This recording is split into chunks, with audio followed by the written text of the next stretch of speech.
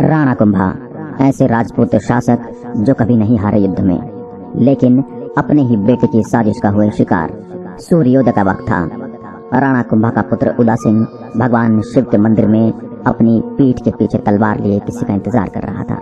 इतने में उसने किसी के आने की आहट सुनी और शिवलिंग के पीछे जाकर छिप गया। मंदिर के अंदर जैसे वह शख्स आया, उदासिंह ने उसकी गतिविधियों पर चुपचाप नजर रखना शुरू कर दिया। अगली कड़ी में जैसे ही वह शख्स शिवलिंग के सामने अपना शीश झुकाने लगता है, उदासिंह ने उनका सिर धड़ से अलग कर दिया। आपको जानकर हैरानी होगी, यह व्यक्ति कोई और नहीं, राणा कुंभा थे। इस तरह राणा के बेटे उदासिंह ने अपने ही पिता को मौत के घाट उतार दिया था। कि जंग में न तो मुगल शासक कर सके और न ही कोई और दुश्मन। आप सोच में पड़ गए होंगे कि एक बेटा अपने बाप की गर्दन कैसे काट सकता है। आखिर ऐसा क्या कारण था कि उदासिंह ने अपने पिता को मौत के घाट उतार दिया और अपना नाम इतिहास में काली स्याही से लिखवा दिया।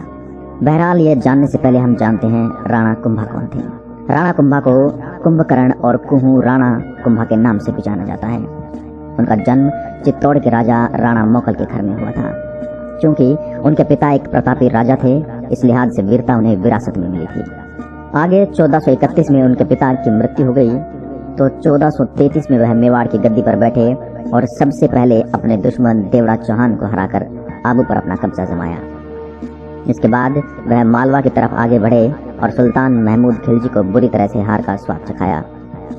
अपनी इस जीत को यादगार बनाने के लिए उन्होंने चित्तौड़ में एक कीर्ति स्तंभ बनवाया जो कि बहुत विख्यात है। आगे भी उनकी जीत का सिलसिला चलता रहा। उन्होंने नागौर, नारायणा, सांगरपुर, अजमेर, बूंदी, खाटू, चाटूस, मंडौर, मोडालगढ़ जैसे मजबूत क्षेत्रों पर अपना झंडा फहराया। यही नहीं, उन्होंने दिल्ली के सुल्तान सैयद मोहम्मद शाह को भी अपना लोहा मनवाया। कहते हैं कि उनके दुश्मनों ने कई बार उन्हें हराने की कोशिश की, किंतु वह अपने मंसूबों में सफल नहीं हो सके। हर बार राणा ने उन्हें खदेड़ दिया। राणा के विजय अभियान में 1455 की नागौर की लड़ाई को सबसे महत्वपूर्ण माना जाता है। इस युद्ध में उन्होंने वहां के राजा मुजाहिद खां को परास्त कर शम्स खां को वहां का राजा बना दिया। उन्हें लगा था कि शम्स उनके साथ वफादारी करेगा, किंतु उसने सत्ता पर बैठते ही राणा के साथ बगावत कर दी। उसको सबक सिखाने के लिए राणा ने दोबारा से नागौर पर चढ़ाई कर दी। नतीजा यह रहा कि शम्स अपनी जान बचाकर गुजरात के बादशाह कुतुबुद्दीन के पास जा पहुंचा। फिर उसकी सेना के साथ राणा का सामना करने आया। उसे लगा था कि वह राणा से युद्ध जीत लेगा, लेकिन राणा की तलवार ने उनकी सेना के छक्के छुड़ा दिए। अंततः यह युद्ध राणा के नाम रहा। यह समाचार जैसे गुजरात के राजा कुतुबुद्दीन को मिला, उसने 1456 ईस्वी में राणा पर खुद धावा बोल दिया। राणा ने उसे भी धूल चटा दी और आगे बढ़ गए। क्योंकि राणा नागौर के युद्ध में व्यस्त थे, इसलिए मालवा के सुल्तान महमूद खिलजी ने इस मौके का फायदा उठाया और उनके कई राज्यों पर कब्जा कर लिया। हालांकि 1458 में राणा ने अपना साहस दिखाते हुए अपने खोए हुए राज्यों को वापस हासिल कर लिया। आखिर क्यों उनका अपना पुत्र बना मौत का कारण? 35 वर्ष की अल्पायु में नागौर जैसे कई युद्ध अपने नाम करने के कारण राणा कुंभा राजस्थान के एक ऐसे शासक बन चुके थे जिनको हराना नामुमकिन सा बन गया।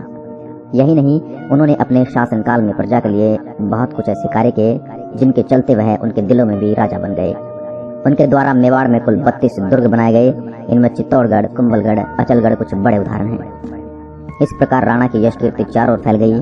साथ ही यह संदेश गया कि जब तक वह जिंदा है तब तक मेवाड़ की गद्दी पर दूसरा कोई नहीं बैठ सकता। यह संदेश शायद राणा कुंभा के बड़े बेटे उदासिंह के गले से नहीं उतरा। वह राणा के विपरीत अति महत्वाकांक्षी और क्रूर था।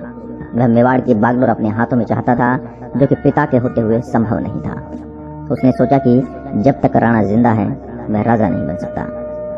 मुश्किल यह थी कि उन्हें मारना किसी के बस की बात नहीं थी। इस कारण उसने खुद ही अपने पिता की मौत की साजिश रच डाली। वह जानता था कि उसके पिता रोज सुबह पूजा के लिए अपने भवन के पास मौजूद शिव मंदिर में जाते हैं। यही एक समय होता था जब उनके पास तलवार नहीं होती थी। इस लिहाज से उनके पुत्र उदासिंह ने इसके लिए पूरी योजना बनाई और मंदिर जैसे पवित्र स्थान को 1468 में अपने पिता के खून से लाल कर दिया। क्या हुआ आखिर राणा की मौत के बाद? पिता की मौत के बाद उदासिंह सत्ता पर काबिज होने में तो सफल रहा, लेकिन वह उस गद्दी को अच्छे से संभाल नहीं पाया। अपनी कमजोर पकड़ और अकुशलता के कारण उसने अपने शासन के 5 साल के भीतर ही मेवाड़ के बड़े हिस्से को खो दिया।